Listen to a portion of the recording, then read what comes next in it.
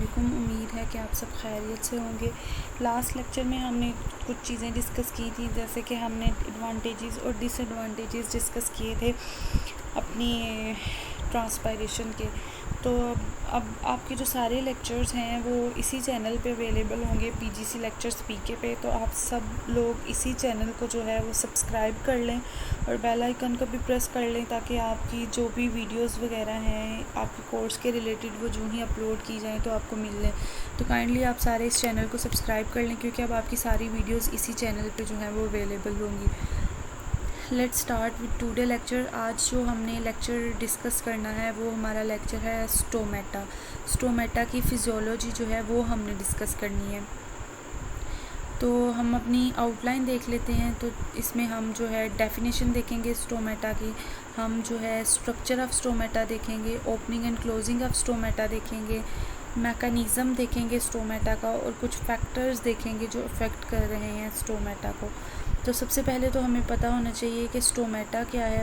तो आप सबको ही पता है कि स्टोमेटा हमारे पास पोर्स हैं, ठीक है, on a plant skin through which water and gaseous exchange in the plant take place. ये स्टोमेटा का स्ट्रक्चर है। स्टोमेटा क्या है, लीफ के ऊपर कुछ पोर्स प्रेजेंट होते हैं जिसके थ्रू गैसियस एक्सचेंज होता है। गैसेस आपस में एक दूसरे के साथ एक्सचेंज करती हैं और रिस्पायर करते हैं प्लांट्स, ठीक है। गैसेस का एक्सचेंज बेसिकली होता है इसके थ्रू। उसके बाद स्ट्रक्चर ऑफ स्टोमेटा की हम बात करेंगे। तो स्ट्रक्चर ऑफ स्टोमेटा को अगर हम देख लें, each stoma is surrounded by a pair of kidney shaped guard cells. तो ये जो पोर है इसको हम स्टोमा कहते हैं। इधर भी गार्ड सेल होता है और इधर भी गार्ड सेल होता है। हर गार्ड सेल जो है उसकी मॉडिफाइड एपिडर्मल वॉल होती है, showing a prominent nucleus, cytoplasm and plastid. अभी मैं आपको डायग्राम में भी दिखाती हूँ। wall of the guard cell is differentially thickening. The inner wall of the each guard cell facing the stomata is concave and thick and rigid. तो ये आप देख लें, ये आपके पास गार्ड सेल प्रेजेंट है। तो गार्ड सेल जो हैं बहुत सारे एपिडर्मल सेल से या सब्सिडरी सेल से सराउंड किए होते हैं, यानी कि ये गार्ड सेल जो हैं इनके बाहर इस तरह जो है आपके पास बहुत सारे सब्सिडरी सेल्स जो हैं वो प्रेजेंट होते हैं। ये जो सेंटर का पोर्शन है इसको हम स्टोमा बोलते हैं। इसके अलावा इसके अंदर न्यूक्लियस है, गार्ड सेल के अंदर क्लोरोप्लास्ट प्रेजेंट है, वैक्यूल प्रेजेंट है। ये गार्ड सेल्स हो गए, ये गार्ड सेल्स की सेल वॉल हो गई, ठीक है। ये क्लोज स्टोमेटा है जहाँ ये स्टोमेटल अपर्चर भी है, ठीक है, जहाँ स्टोमा जो है वो टोटली क्लोज्ड है और यहाँ पे स्टोमेटा का जो स्टोमा है वो ओपन है। उसके बाद डिस्ट्रीब्यूशन की बात कर लेते हैं स्टोमेटा की। तो स्टोमेटा जो फ्रीक्वेंटली हैं वो लोअर सरफेस पे होते हैं। ये आपने एमसीक्यूज के लिए बात याद रखनी है। लेकिन स्टोमेटा जो हैं but there occurrence on both the surfaces. वैसे नॉर्मली लोअर सरफेस पे, लेकिन लोअर एंड अपर दोनों ही सरफेसिस पे प्रेजेंट होते हैं। They are distributed on the lower surface that is in oak, apple and orange. इसको आपने एमसीक्यूज के लिए याद रखना है कि किसके ऊपर आपको एमसीक्यूज में पूछा जा सकता है। ऑरेंज, मैंगो, ओक, एप्पल किस में लोअर सरफेस पे प्रेजेंट है, तो आपको ऑप्शन पता होना चाहिए। ज़्यादातर जो लोअर अपर सरफेस पे प्रेजेंट होते हैं वो हैं बीन, मेज़ एंड सनफ्लावर। एंड इक्वली जहाँ पे प्रेजेंट होते हैं वो है maize and oats. Only on the upper surface that is water lily and absent or functionless, that is in submerged water plants. Submerged water plants जो हैं उनके अंदर या तो एब्सेंट होते हैं या फिर फंक्शनलेस होते हैं, जैसे कि वाटर लिली प्लांट्स वगैरह। उसके बाद साइज़ और नंबर ऑफ़ स्टोमेटा की बात कर लेते हैं।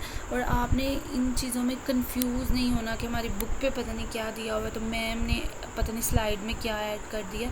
तो आप अपनी बुक को भी देखें और इसको भी देखें। मैं कोशिश कर रही हूँ कि जो बुक पे तो है ही है उसको तो आप साथ स्टडी कर लेंगे, वो कॉन्सेप्ट तो मैं आपको दे ही रही हूँ, लेकिन अगर कोई एडिशनल चीज़ है, कोई एक्स्ट्रा चीज़ है, तो उसको भी साथ साथ आप कंटिन्यू करें, ताकि आपको पेपर में एमसीक्यूज़ के लिए कोई मसला ना हो।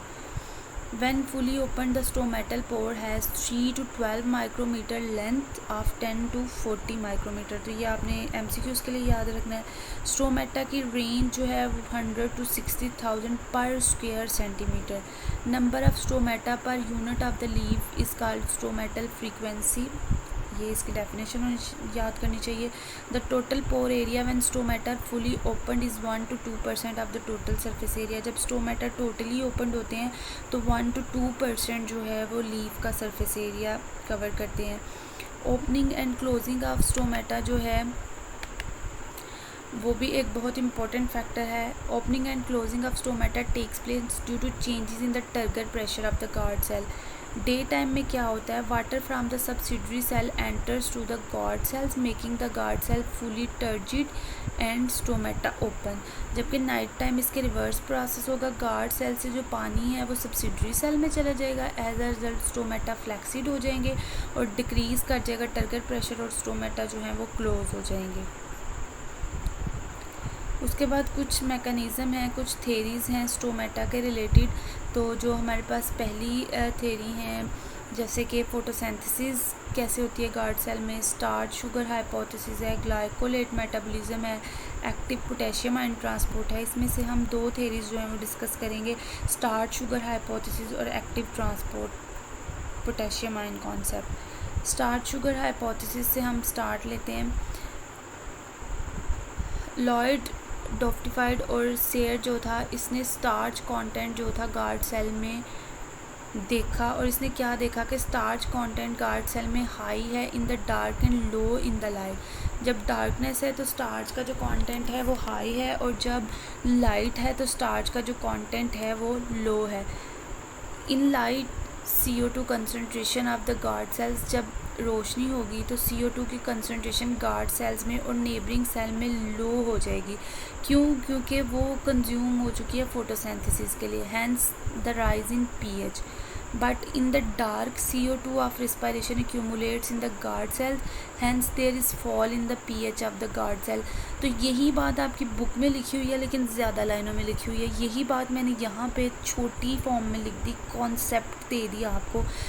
मकसद है चीज़ को अंडरस्टैंड करना, जो कि आपको यहाँ पे समझ आ गई है। अब जो ही pH हाई होगी तो हाई pH क्या करेगी, स्टार्च को ऑस्मोटिकली कन्वर्ट कर देगी शुगर में, ठीक है, स्टार्च इनटू ग्लूकोज, ठीक है, ग्लूकोज में कन्वर्ट कर देगी। As a result turgor pressure जो है वो गार्ड सेल का इंक्रीज़ होगा और स्टोमेटा हो गए ओपन। आपने क्या देखा कि pH थी हाई, ठीक है, हाई pH थी, हाई pH ने स्टार्च को कन्वर्ट कर दिया किसके अंदर, ग्लूकोज के अंदर, ठीक है। उसके नतीजे में क्या हुआ, जो टर्गर प्रेशर था वो इंक्रीज़ हुआ, ठीक है। फिर क्या हुआ, स्टोमेटा जो थे वो ओपन हो गए, ठीक है, और स्टोमेटा का जो अंदर गार्ड सेल का जो प्रेशर था वो ज़्यादा हुआ, स्टोमेटा ओपन हो गया। यही रिएक्शन जब आप उल्ट कर देंगे कि आप ये pH को लो कर देंगे तो ये सारे एरोस जो हैं वो रिवर्स हो जाएंगे और एज अ रिज़ल्ट जो रिएक्शन है वो रिवर्स हो जाएगा और स्टोमेटा जो है क्लोज हो जाएंगे। आपकी बुक में इस तरह हेडिंग दी होगी, हाई pH लो pH, तो वो यही बात है जो कि मैंने आपको इस पैराग्राफ में एक्सप्लेन कर दी। अभी इसका एक और जो है वो वे है कि किस तरह स्टार्च शुगर हाइपोथेसिस जो है वो इंटरकन्वर्टिबल होता है। तो एक एंजाइम है फॉस्फोरिलेज एंजाइम, जो कि कहाँ पे प्रेजेंट होता है, क्लोरोप्लास्ट में। ये क्या करता है, ये इस रिएक्शन को कैटलाइज करता है, ये स्टार्च को इनऑर्गेनिक फॉस्फेट के साथ मिलाता है और ग्लूकोज 1 फॉस्फेट में कन्वर्ट करता है। ये वाला फॉस्फेट और ये वाला फॉस्फेट आलमोस्ट इक्वल है, ठीक है, इनका कोई इतना मेजर रोल नहीं है। स्टार्च जो है फॉस्फोरिलेज एंजाइम की प्रेजेंस में pH जो है वो 7 है तो ग्लूकोज में कन्वर्ट हो जाता है। इसी तरह जब pH हाई होती है तो स्टार्च जो है वो कन्वर्ट हो जाती है ग्लूकोज में, किस तरह, फॉलोइंग वेज से। Starch in the presence of phosphorylase enzyme is converted into glucose 1 phosphate, glucose 1 phosphate in presence of phosphatase enzyme is converted into glucose 6 phosphate and glucose 6 phosphate is converted into glucose या inorganic phosphate, ठीक है। तो high pH पे और लो pH पे ये किस तरह एक दूसरे के साथ करते हैं ये भी आपने देख लिया। अब इस थ्योरी के क्या ऑब्जेक्टिव से, इस थ्योरी को क्यों रिजेक्ट किया गया, many stomatal cell do not have starch glucose conversion that is onion has fructanose. अब ये थ्योरी इसलिए रिजेक्टेड हुई कि तमाम के तमाम जो प्लांट सेल्स हैं उनके अंदर स्टार्च नहीं प्रेजेंट होती, कुछ के अंदर फ्रुक्टानोज प्रेजेंट है। बहुत सारे जो मोनोकोट्स हैं do not have starch in the guard sales. Stomata open more rapidly in light, और लाइट के अंदर जो स्टोमेटा हैं वो ज़्यादा रैपिडली ओपन करते हैं। पोटेशियम आयन कॉन्सेप्ट जो है इसको भी हम देख लेते हैं। पोटेशियम आयन कॉन्सेप्ट क्या है हमारे पास। Concept of potassium ion transport was given by Fujino, it was supported and elaborated by Levitt, it was appear to be an active mechanism which needs ATP। अब इसमें क्या होगा, इसमें भी आपके ई बुक पे इतनी लंबी थ्योरी दी हुई है। अब चूँकि आपका पेपर क्वेश्चन तो आना नहीं है, आपको जस्ट MCQs आने हैं, तो मैंने यहाँ पे सारे की पॉइंट्स लिख दिया। अब आपने इनको गौर से देख लेना है। Opening of stomata during day time in presence of light, जब लाइट होगी तो स्टोमेटा ओपन होंगे, जब डार्कनेस होगी तो स्टोमेटा जो है वो क्लोज होंगे, ठीक है। प्लांट हार्मोन जो है वो स्टोमेटा के मूवमेंट में हेल्प आउट करते हैं। वन बाय वन हम देख लेते हैं कि ओपनिंग ऑफ स्टोमेटा में हमारे पास क्या है कि ओपनिंग जब होगी तो ओपनिंग क्यों होगी, क्योंकि लाइट प्रेजेंट होगी। There is a decrease in the starch content of the guard cell. Higher concentration होगी मैलिक एसिड की गार्ड सेल में। मैलिक एसिड चूँकि एक वीक एसिड होता है तो ये जल्दी डिसोसिएट कर जाता है। पोटेशियम आयन जो है वो एंटर होंगे गार्ड सेल में और एज अ रिज़ल्ट जो हाइड्रोजन आयन होंगे वो गार्ड सेल से बाहर निकलेंगे। फिर कैल्शियम आयन जो है वो इनटेक करेंगे गार्ड सेल्स के अंदर। कार्बन डाइऑक्साइड की कंसंट्रेशन गार्ड सेल के अंदर लो हो जाएगी। हाई pH हो जाएगी गार्ड सेल के अंदर। हाई जो है ऑस्मोटिक प्रेशर हो जाएगा गार्ड सेल के अंदर ड्यू टू एंड ऑस्मोसिस, क्योंकि पानी जो है वो एंटर हो जाएगा। तो ये वो फैक्टर हैं जो गार्ड सेल की ओपनिंग या स्टोमेटा की ओपनिंग में डिपेंड कर रहे हैं। उसके बाद क्लोजिंग होगी स्टोमेटा की तो वो इसके रिवर्स हो जाएगी। वो किस पे डिपेंड करती है, एब्सेंस होगी लाइट की। वहाँ पे हाई कंसंट्रेशन थी, यहाँ पे लो कंसंट्रेशन हो जाएगी मैलिक एसिड की। वहाँ पे इनफ्लक्स था, यहाँ पे ईफ्लक्स हो जाएगा पोटेशियम आयन का। Acidic medium of the cell sap in तो गार्ड सेल्स के अंदर जो है वो एसिडिक मीडिया हो जाएगा। क्लोराइड आयंस जो है वो निकलेंगे जबकि वहाँ एंटर हो रहे थे। उसके अलावा जो CO2 की कंसंट्रेशन है वो इंक्रीज़ कर जाएगी जबकि वहाँ पे क्लोराइड आयन की वजह से डिक्रीज़ कर रही थी, ठीक है। यहाँ पे ये क्या कर जाएगी, इंक्रीज़ कर देगी। Presence of plant growth inhibiting hormone abscisic acid, ये भी एक हार्मोन होता है जो कि प्लांट इनहिबिटिंग हार्मोन होता है, ये भी प्रेजेंट होगा, ठीक है, जिसकी वजह से स्टोमेटा जो है वो क्लोज हो जाएंगे।